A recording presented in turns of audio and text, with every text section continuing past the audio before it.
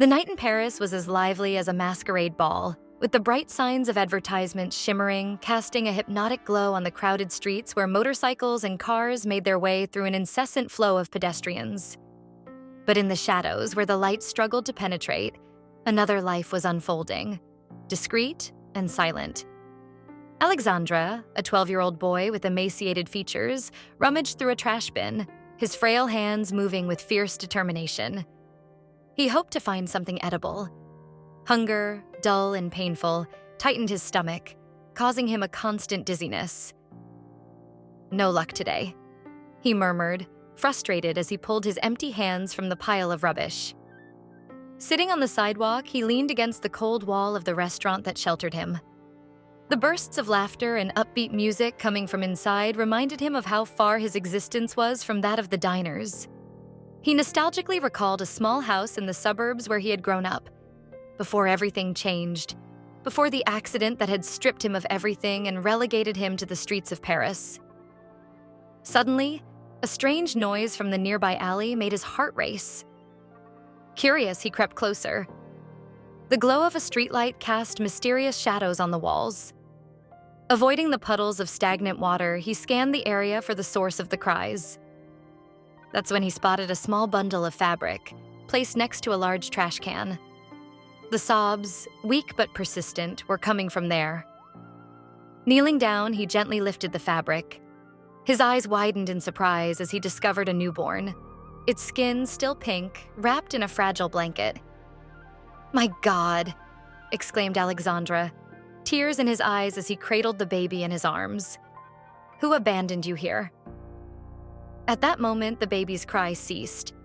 Its wide, round eyes stared at Alexandre with curiosity. An inexplicable warmth filled the young boy, as if his heart melted under the innocent gaze of the infant. But the growl of an engine startled him. He turned to see the headlights of a garbage truck approaching down the alley. Without thinking, Alexandre held the baby close and dashed away. His feet pounded against the rough ground as he crossed dark alleys, weaving through pedestrians until the burn in his lungs forced him to stop. Under a bridge, his usual refuge, he sat on an old cardboard box, his only bed. Gently, he laid the baby in front of him. "It's okay," he murmured, stroking the tiny cheek of the infant. "You're safe now. I'll take care of you." Aware of the cruelty of life on the streets, where each day was a struggle for survival, Alexandre understood that he had just entered a new battle.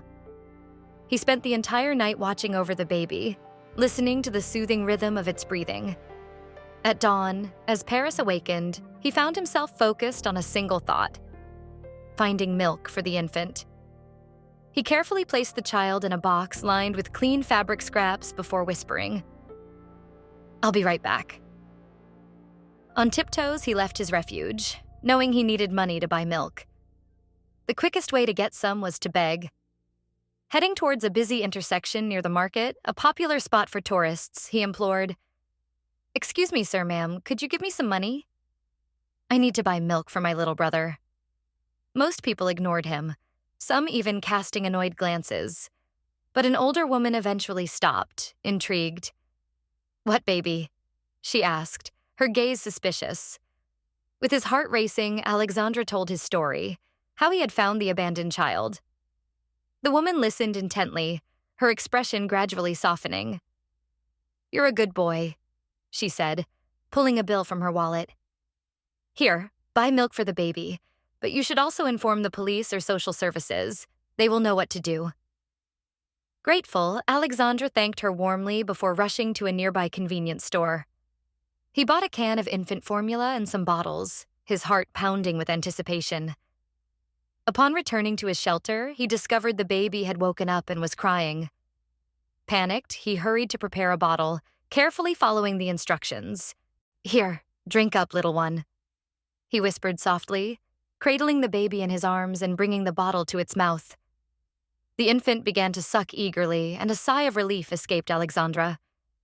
He sat there, listening to the soothing sounds of sucking and feeling a warm comfort wash over him. However, this moment of happiness was interrupted when, turning on the old television in a nearby cafe to catch the news, a chilling image appeared on the screen. An older couple, clearly devastated, was desperately searching for their child. "The billionaire Mr. Bernard's baby was kidnapped last night," announced the presenter. "The family is offering a substantial reward for anyone with information." A cold shiver ran through Alexandra's body. He realized that the baby he had saved was not an ordinary child, but little Louis, the kidnapped newborn. Heart racing, he ran back to his refuge, the baby sleeping peacefully, unaware of the turmoil surrounding it. Sitting there, Alexandra tried to think. He knew what he had to do: return the child to its family. But another part of him struggled with that idea. With the promised reward, he could change his life forever, leave the streets, live in safety. But looking at the innocent face of the baby, he understood that he couldn't do that. This child deserved to be reunited with his family, and he couldn't steal that chance from him. "I have to bring him home," he decided firmly. The journey to the Bernard villa was not easy. He had to navigate the worried looks of passers-by, his heart racing every time he spotted a police officer. After hours of walking and hiding, he finally arrived at the gates of the lavish Bernard villa. The house, majestic, took his breath away. The tall, wrought iron gates seemed to touch the sky, and the surrounding walls gave the place the air of a fortress. Hesitating, he knew that once he rang the doorbell, his life would change forever. The baby would return to his family, but he would go back to his old life. Before he had time to think further, the gate suddenly swung open. A massive man in a black suit approached him, a piercing look on his face. "Who are you? What are you doing here?" Panicked, Alexandra took a step back, clutching the baby tightly to him. I found this baby," he stammered, his voice trembling. "I want to return him to his family." The man paused, his expression shifting from suspicion to disbelief. You found little Louis?" he asked, his voice growing deeper. Alexandra nodded and gently extended the child.